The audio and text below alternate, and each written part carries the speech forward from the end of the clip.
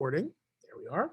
And I want to get back to where we were yesterday, and that was looking at our equation booklet. Now, it's going to be difficult for me to flip back and forth, so just know that I will be referencing these common oxidizing and reducing agents, and hopefully you have the book so you can look at those. It's a lot more challenging for me to do that than you, and I'll try as much as I can, but I want to pick up, or at least start with, if I remember right, we were up to question number 5 on this sheet, right? So we had gotten through the first 4, and now we were on to question number 5. So if I'm wrong about that, you can definitely tell me, but I thought it was question number 5 from yesterday, if my memory serves me correct. So then let's start with number 5. And then again, every one of these you're going to find is really, it's kind of the same thing over and over again. It's just getting familiar with that chart. So it says manganese 4 oxide. So when you look at manganese 4 oxide, Mn plus 4, O minus 2, right? Seems like that must be MnO2. It's manganese dioxide. Whoa. I said MnO2, wrote MnO4. Sorry. I must have permanganate on my mind. MnO2, right? So I start with what's given. Manganese 4 oxide. That's it. That's a compound.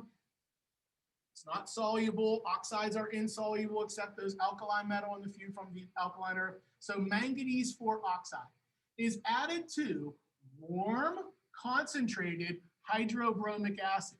Hydrobromic acid is a strong acid. That means you have H plus and Br minus. So I have H plus as well as Br minus. And then I go to my products. I believe if you go back to your chart, you will see on your chart for manganese dioxide. You have to go up to your chart. I believe it's number 2. It says the second row there. It says MnO2 in an acidic solution goes to, and I believe you see Mn plus 2. Very common product in these redox reactions. Mn plus 2 plus, and then let's see, bromide, as we mentioned yesterday, halide goes to free halogen. Well, the halogen form of bromide is bromine, and then we're left with the hydrogen and oxygen to make water. And again, as I mentioned also to you yesterday, none of these reactions need balanced because we already did the balancing. I know that they're not balanced. I know they're unbalanced, but I already am going to quiz us on balancing, so I don't want to quiz us twice on balancing reactions. Plus, it will significantly slow us down. Chlorine gas, Cl2, is bubbled into a cold, dilute sodium hydroxide solution. That's OH minus. Remember, the sodium is a spectator ion. Okay? Sodium is a spectator ion. So chlorine is bubbled through a cold, dilute sodium hydroxide solution. Well, this is one where we had to go back yesterday. Right above this, if you look in your paper, I want to say that I told you to put a little star, and I said we took the chart and we went down, and what number was that? I feel like I'm trying to see it in the book right now. Oh, there it is. So it was like the third little dot where it says the following reactions appear to be single replacement reactions. And it said chlorine gas with dilute sodium hydroxide produces, and it said sodium hypochlorite, sodium chloride, and water. So this is just one of our reactions that I'm asking you to know. The chlorine, right? The chlorine, as it said, goes to chloride. And because it's cold and dilute, you don't get chlorate, but you get hypochlorite and water. And that's why I told you to put a little star by that one, because that's a special one. It's one that we tend to see a lot because it's a very common reaction to make bleach. Okay, the next one, number 7. Hydrogen peroxide. Well, we know what that is, H2O2. I know it says a solution of, but all that means is it's hydrogen peroxide and water. Hydrogen peroxide is, it functions like a weak acid or a weak base. It's not, but what it does is it breaks down partially not completely. So therefore, it stays as is. Is added to, remember this, acidified, that's H+, potassium iodide solution, so spectator ion, I-.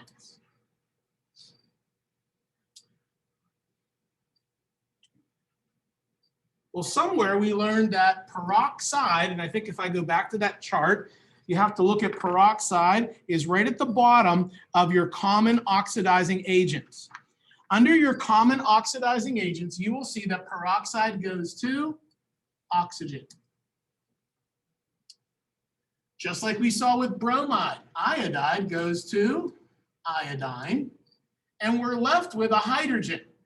Let me think. Where would that hydrogen go? Well, the only option I can think of would be H2O, right? H2O.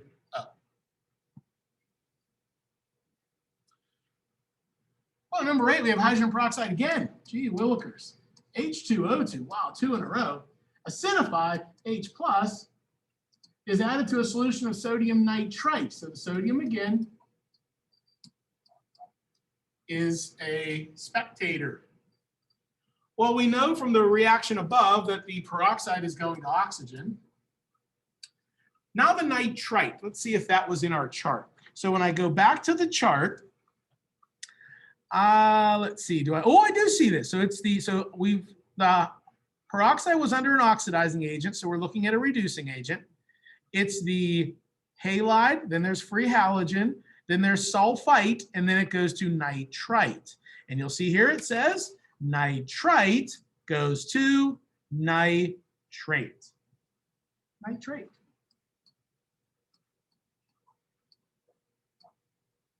Nitrite goes to nitrate. Well, oddly enough, I'm missing another hydrogen, and so we have our water as our other product. Number 9, sulfur dioxide. Oh, that question. Yeah, so Jacob, these are one of those ones where it's really not one of those things where there's an explanation like because it has this. It's just that this is one of those reactions that I'm asking you just to know. So that's why I said to put a kind of like a little star around it, because when you go back to these, this doesn't show up, I don't believe, in our chart at all. When you see a halogen, free halogen, I can see that where the free halogen goes to a halide. That's not a problem. So like in the top, it says halogen goes to halide at number 6. So there's the chlorine to the chloride. But the problem is, well, I guess you could, if you kind of go down, it actually does have it in there. I didn't think it was there. But if you look in the chart, it says free halogen goes to halide ions. So that would be right around the middle of your oxidizing agents. Now, when you go to your reducing agents, go down to the about 1, 2, 3, 4, 5, the 5th row. When you get to the 5th row, it says free halogens, dilute and basic, go to hypohalites. Well, hypohalite would be hypochlorite, and so those are our 2 products. If I look at the actual boxes, the chart that I have on page 129. It's kind of like these are things where we don't really have an explanation. It's not like, well, permanganate goes to Mn+2 because the electrons, and we give like an electrical explanation. It's just like, hey, when permanganate is in an acidic solution, this is what it always does. And so it's kind of like a level of this is a fact, that it's a fact that chlorine goes to chloride, and that if it's dilute and basic, it will also go to hypochlorite. So it's kind of us referencing the chart to find our products. Hope that in some way helped. Okay. Let's look at the next one, sulfur dioxide gas. Sulfur dioxide gas. So again, that's SO2. Is bubbled through and acidified. Ooh, acidified, H+. Solution of potassium permanganate. Again, solution of, so the potassium is the spectator, MnO4-. Well, the very first line, you're going to keep getting more and more familiar with this. Permanganate, as long as it's acidic, goes to Mn+2. So permanganate goes to Mn plus 2. Well, if I keep going up on that chart, let's see if I can find sulfur dioxide, SO2, in the bottom chart. Well, I do. I see it says halide, then free metal, and then it says sulfite or SO2. And so it says sulfite or SO2 goes to sulfate. And you're going to see that quite a bit, that when you have a sulfur-containing substance in a redox, that if it's not sulfate, it will go to sulfate. And then my other product, well, hydrogen, oxygen, must be water. Number 10. Solution of tin 2 ions. So tin 2 ions would be Sn plus 2. Are added to an acidified solution. So acidified, H plus. Solution of potassium, so potassium, spectator, dichromate, Cr2O7 minus 2. So I go back up to my chart. And when I see dichromate, let's see, dichromate is the 1, 2, 3, the 4th line. Dichromate in an acidic solution goes to Cr plus 3. Now, as I look at that, the dichromate, remember, as I'm going on the top, the dichromate is the oxidizing agent. So we're seeing a reduction. That means if there's a reduction, the tin must be oxidized. And so if the tin is going to be oxidized, that means it's going to be losing electrons. Then it's going to become more positive, less negative. A more positive form of tin is the +4 charge. And then finally, I'm missing H and O, H2O. Okay. H2O. Okay. Questions on any of those right now? Questions on any of those? Again, you're seeing that the more of these you do, the more common these become. We're going to move on to 6.2 in just a second. Okay, so let me get rid of these. That's okay with you. Poof, they're gone. Let me go back to our fun sheet. Let me adjust it for you.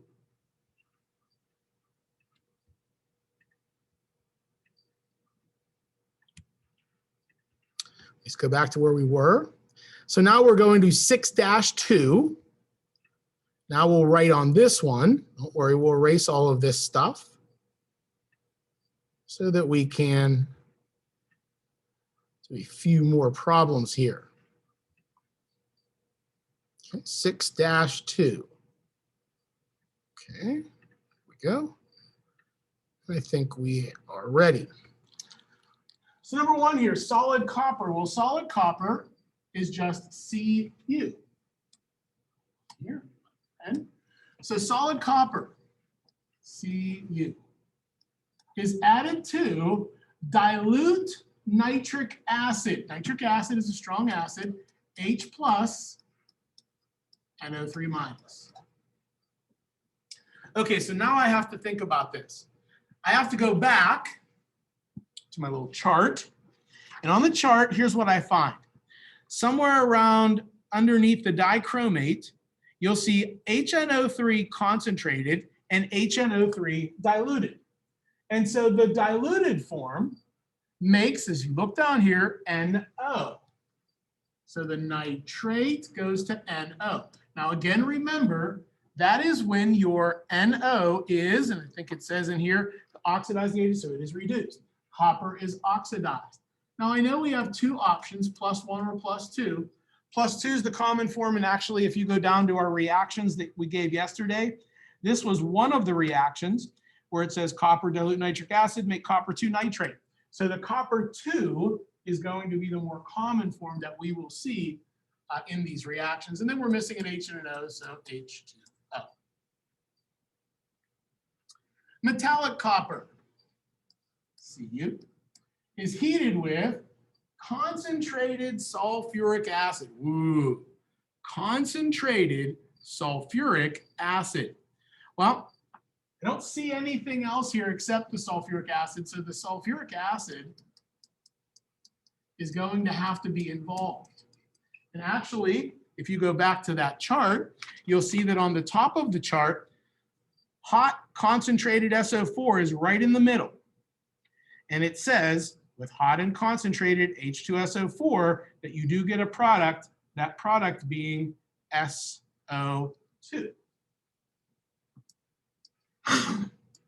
Well, the copper goes to copper ions. And then obviously we still have the H and the O to account for. Water. Ooh, let's see. Concentrated hydrochloric acid is added to solid manganese 4 oxide, and the reactants are heated. So hydrochloric acid, H plus, Cl minus. Solid manganese 4 oxide, MnO2. When you go back to our chart, manganese 4 oxide, MnO2, the first one you'll see there, it says permanganate, in the second column, second row, is MnO2 in an acidic solution goes to Mn plus 2. Now, this is something that is an oxidizing agent, so it is reduced. This is where we do come across some issues with other problems later. You see, we only have chlorine that can be oxidized. That's an option. But what if this was not only hydrochloric acid, but what if hydrochloric acid was there and a metal? Well, then I would have something to consider. Because if a metal is also present, the metal is more likely to be oxidized than the chlorine. And so that is something I will have to consider in coming problems. And this one, all I have left is chlorine. And so the chlorine will have to be oxidized to chlorine gas. Hydrogen and oxygen, H2. A concentrated solution of hydrochloric acid is added to, okay, so again, hydrochloric acid, H plus, Cl minus. Notice the concentrated doesn't really affect anything with this one like it does with the sulfuric and nitric acids. Those are the ones where I have to really pay attention to whether it's concentrated or dilute.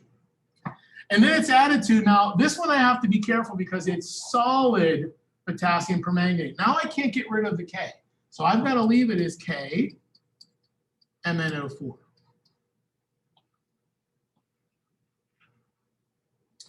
So as I do this, the K will still be there. Now it's just going to be an ion.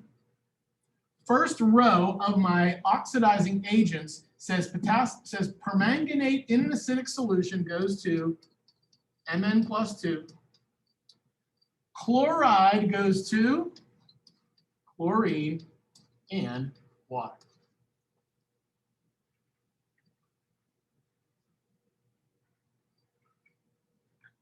Let me pause for a second. Are there any questions that you have for me that I can answer?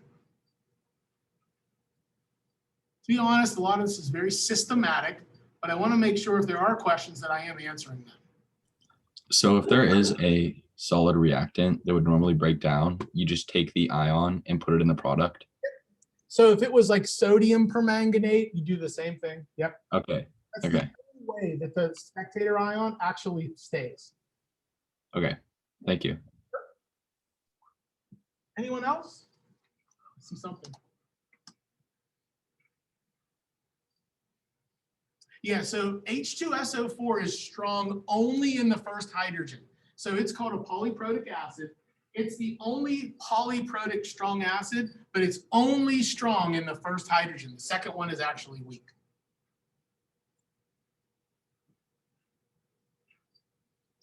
Number five. Number 5 here says, another question, hold on. Oh, no problem, good. Okay, number 5, we actually did one like this. And to be quite honest, even though it shows up as a redox reaction, I think you could have figured this one out. Hydrogen passed over hot iron 3 oxide. I think you could have figured this one out without it being a redox reaction. So when I look at this, it says,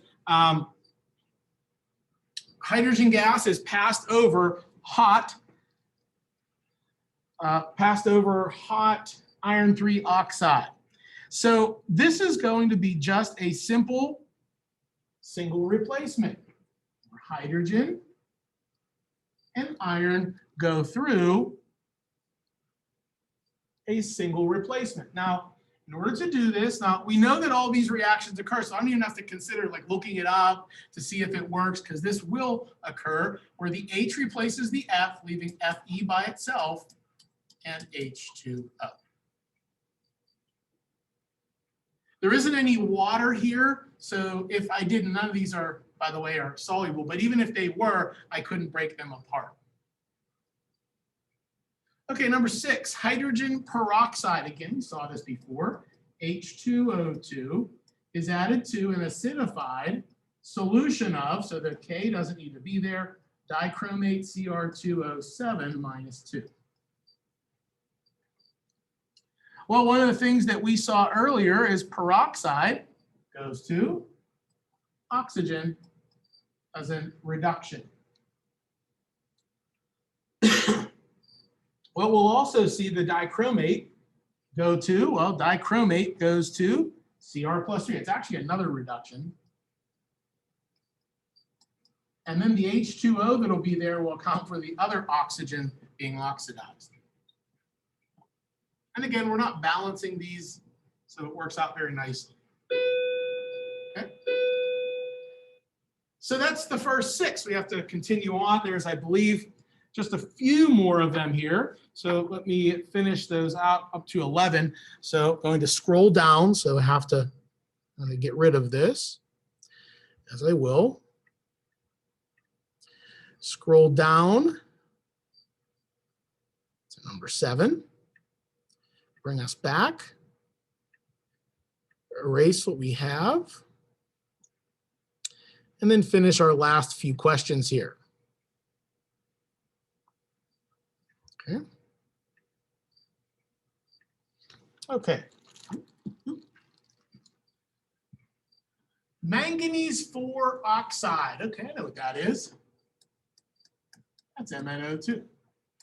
Is added to a warm, concentrated hydrobromic acid, strong acid, H+, Br-.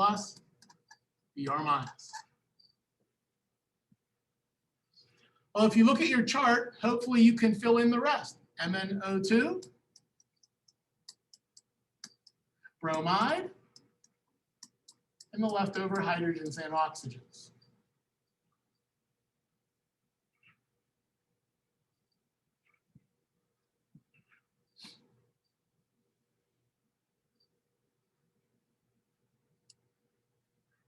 Okay, number 8, a solution of potassium iodide. Okay, solution of I- is added to an acidified H+. Solution of potassium dichromate, Cr2O7 minus 2. And you can see these are just essentially the same questions over and over and over and over again. Iodide, dichromate, hydrogen and oxygen.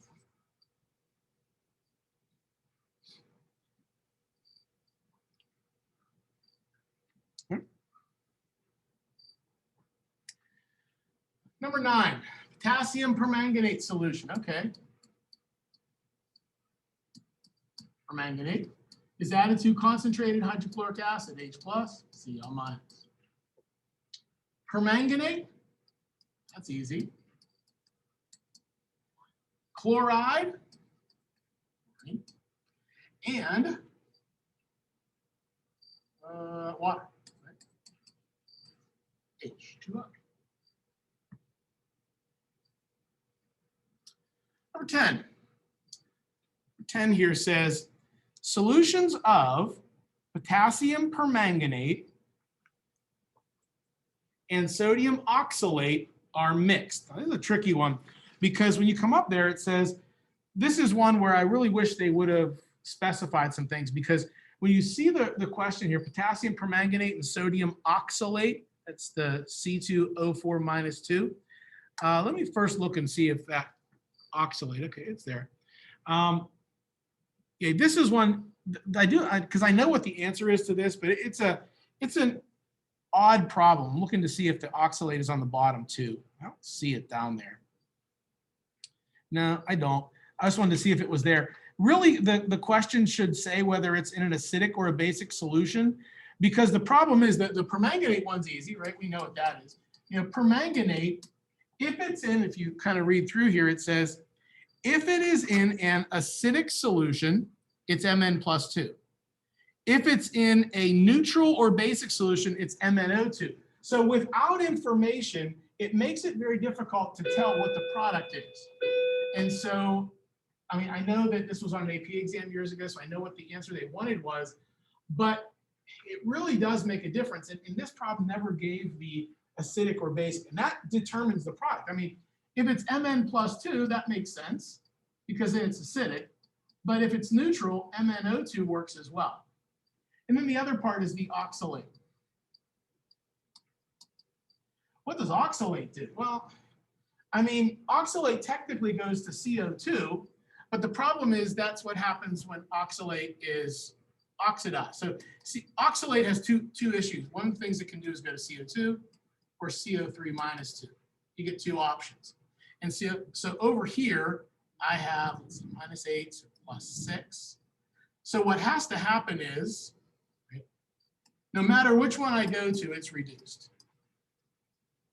Therefore, the carbon has to be oxidized. Right? -8, I just want to make sure I got this right, -8.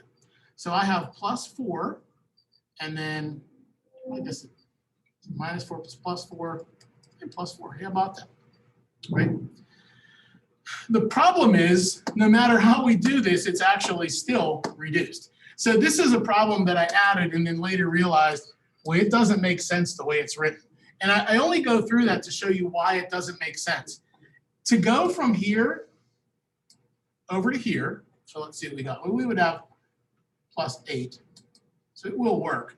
I guess it will be oxidized.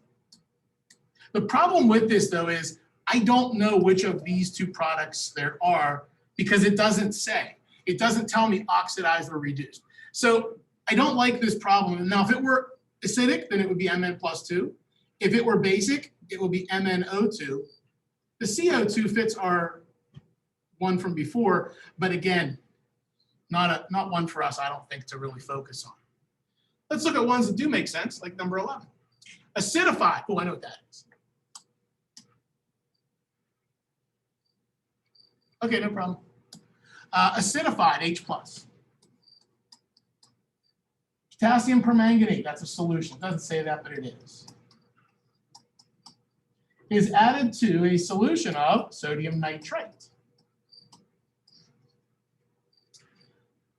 Permanganate, now we know it's acidified. That makes sense, Mn+2. Oh, I thought it was nitrate. See, I got so excited about nitrates. Nitrite goes to nitrate. And water. Those actually make sense. Okay? Now we take all of that, and then when we look at it, we can finish out our discussion if we go to our Google Classroom.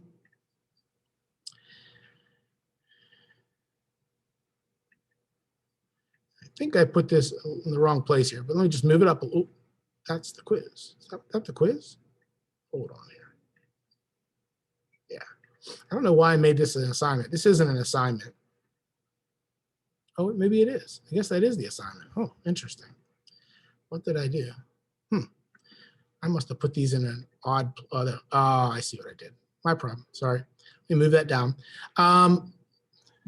So those of you that were here, I added a fun sheet that was on balancing redox reactions.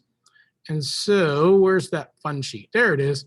Balancing redox reactions fun sheet. I'm going to move it back up to where we are today. Okay, so let's go and look at the last fun sheet on balancing redox reactions. So there are a couple more reactions here. Oh, that's not it. Oh, that wasn't the one I thought it was. Oh, hold on. Maybe I didn't. I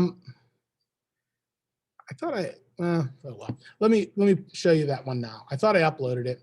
There's one more fun sheet. Those of you who are in class, you got it. Those of you who aren't, I'm going to put that on there right now. So when I go to reactions, fun sheets, it looks like this. Writing the products of redox reactions. And we're going to go through these except for number 18. That's the only one that won't work. All the other ones should work fairly well. A lot of these are the same, so I'm going to leave it up here for a second. I'm also going to upload it. Won't need this, but I'm going to upload it to our Google Classroom so you have a copy of it.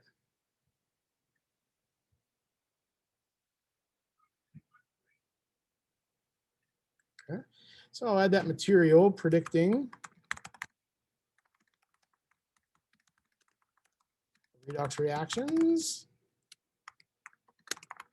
Okay. Let me add that to our classroom.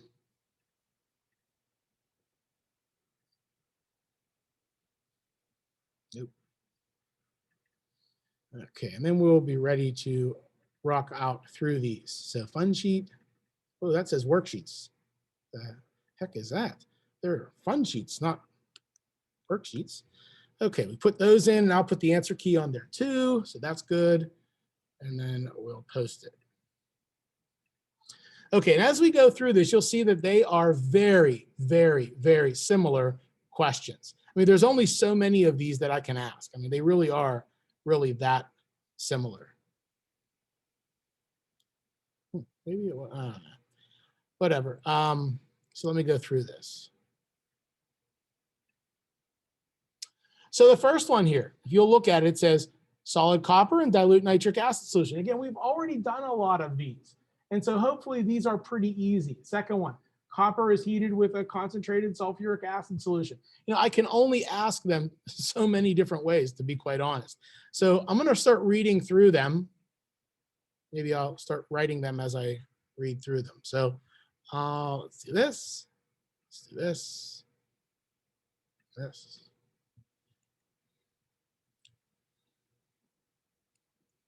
Okay, start erasing. Okay, good. And then let's do that.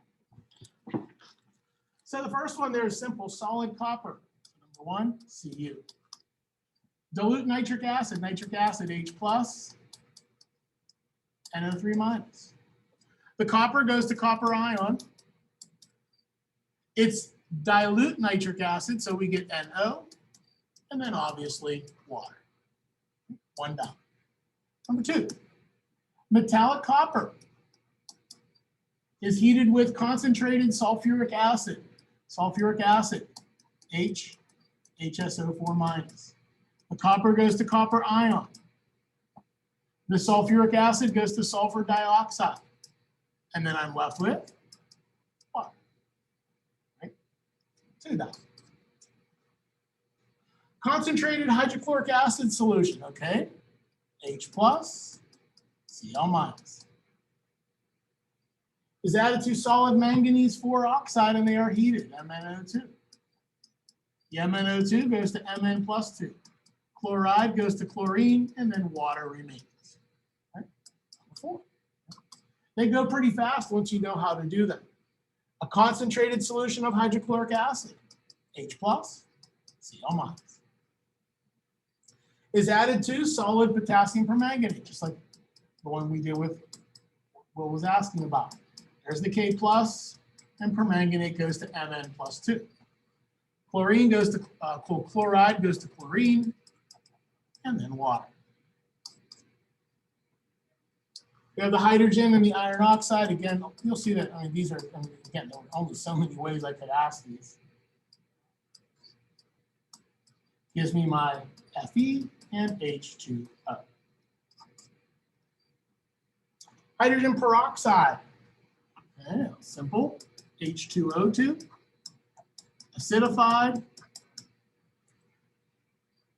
And potassium dichromate. Cr2O7 minus 2.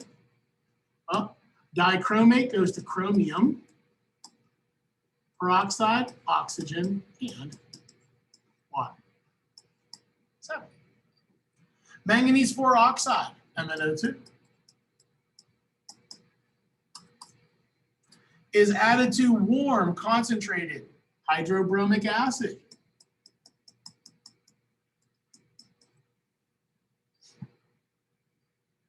And that's it. The MnO2 goes to Mn+2. The bromide goes to bromine and water as I tail down the page. Okay. Number 8. 8 says a solution of potassium iodide, okay, solution of I, is added to an acidified solution of potassium dichromate.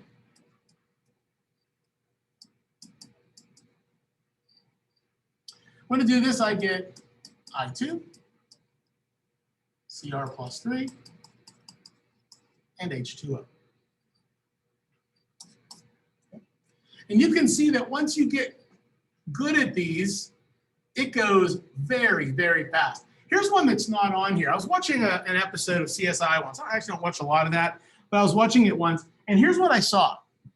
I saw them on the show, so maybe I'll write this up because it's an interesting reaction. I saw them on the show do this. I saw them add, find my,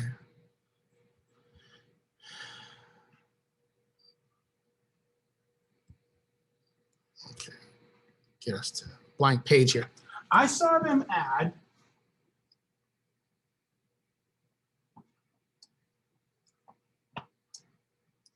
a solution of potassium permanganate. This was in a burette. And I saw them add that to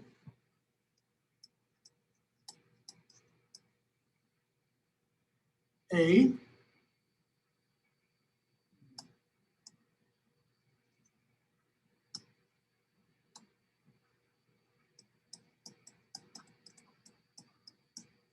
solution of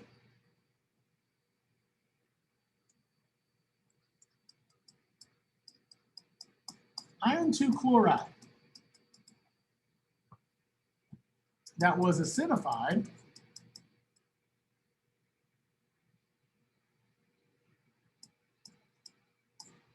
with hydrochloric acid.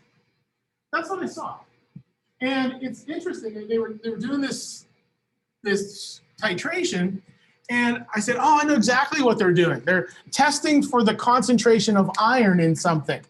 And the reason they're doing that is because the iron solution is clear and colorless, and the potassium permanganate is purple. And once it goes from colorless, it's really like a greenish color to purple. When it goes from that nearly colorless light green to purple, then they know that they've reached the equivalence point, and then they could determine how much iron was in the solution. But the question became this. It was a very interesting one. So it's a solution of, so you have permanganate, MnO4-. And then you have iron 3 chloride. I'm sorry, iron 2 chloride. Then you have hydrochloric acid. And we're so used to seeing hydrochloric acid, I had no problem with people doing this. I know that. And then they start to get a little confused. I know the other product is water. And then they say, well, what happens? Because when you go from here to here, this is a reduction. You're going from +7 to +2. And so there needs to be an oxidation somewhere. And so when I saw this, and I had this on a test before, and someone said, oh, I don't know what to do. Do I oxidize the iron to iron +3? Do I oxidize the chlorine to Cl2? And they left this. And some people will either write one, iron or chlorine. Some people will write both. And then some people just are merely confused.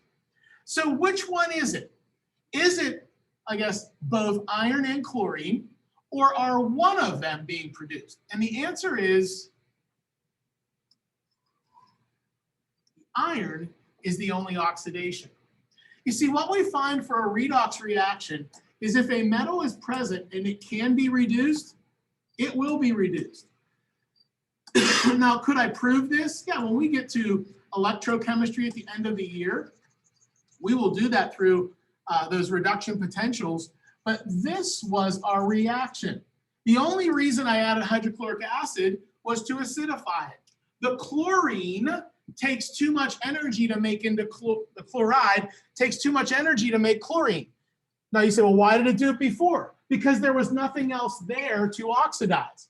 When a metal is present, it is more likely to be oxidized than a non-metal.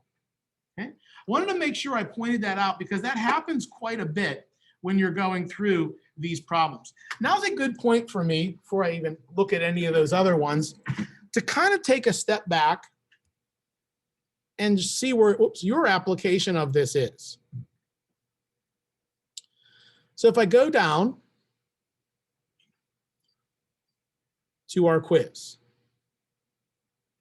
predicting the products of redox reactions. Okay, so look at our first one, liquid mercury. Okay, we know what that is. That's an element. If you're wondering what's the most common form of mercury, just like copper, and this is true with most elements, the most common form is the +2 form. So this is no different than the copper reaction, just substitute copper for mercury. And remember, the +2 form is the most common form, right? So liquid mercury is added to concentrated nitric acid, right? We should be able to figure that out. A solution of potassium dichromate is added to an acidified solution of iron 2 chloride. Okay, that seems fairly straightforward. Okay, remember, right? You have a metal. Metals are easier to oxidize than nonmetals. Okay. Concentrated hydrochloric acid is added to a powdered manganese 4 oxide and they are gently heated. Okay, nice one there. Solution of tin 2 chloride is added to an acidified solution of potassium permanganate. Again, just like we saw with number 2, the metal is more likely to be oxidized than the non-metal. And then finally, solutions of potassium iodide and potassium iodate in dilute sulfuric acid are mixed. And the dilute sulfuric acid is your acidification chemical. Okay, so that's our quiz for this that is due on, let me look, I forget the date. Let's do tomorrow. Okay, so before I go back and do any more problems, are there any questions in regards to that quiz? Now that you've seen a lot of problems, probably over 20 of them.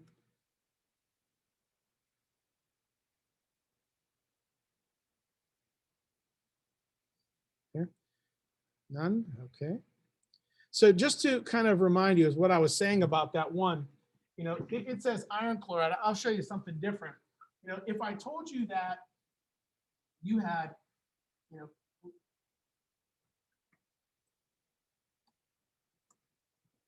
copper 2 chloride is added to an acidified solution of potassium dichromate. Right? If I had something like this, very similar to the ones that you see, remember the metal is more likely to be oxidized. So when I go through that copper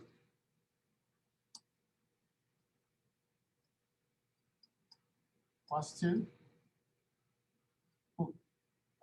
We got to change that out. There's something about this that won't work. Let me change to a different element. Picked a bad metal. How about I do lead? That'll work a lot better. And I'll tell you why in a second. So if I'm using lead, for example, lead 2 chloride. Lead acidified potassium dichromate. Well, the dichromate goes to chromium. And here's where there was a problem if I tried to use copper. This is reduced. So therefore, the metal must be oxidized. Oxidized means it gets more positive. See, copper plus 2 can't get more positive, so that reaction wouldn't occur. Lead has only 2 options: become more positive, be oxidized, or become negative and be reduced. So lead will be oxidized to lead plus 4, and then we get water. The only way chlorine would be involved in this reaction is if there wasn't a metal to also be involved. Okay? If there wasn't a metal, the chlorine would be involved. But unfortunately, in those 2 problems, there were metals. Okay?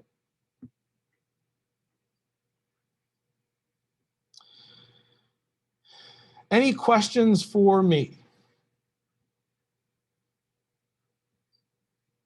Any questions for me? Okay, well, let's, I think we got as far down as maybe like 8. I think that's a good place for us to stop today. We got through a lot of these. I'm going to go through the rest of them next time, and then that'll be it. And then we'll get ready to start our new unit on gases. So again, if you have questions, ask. If not, then that's the end of today's lesson.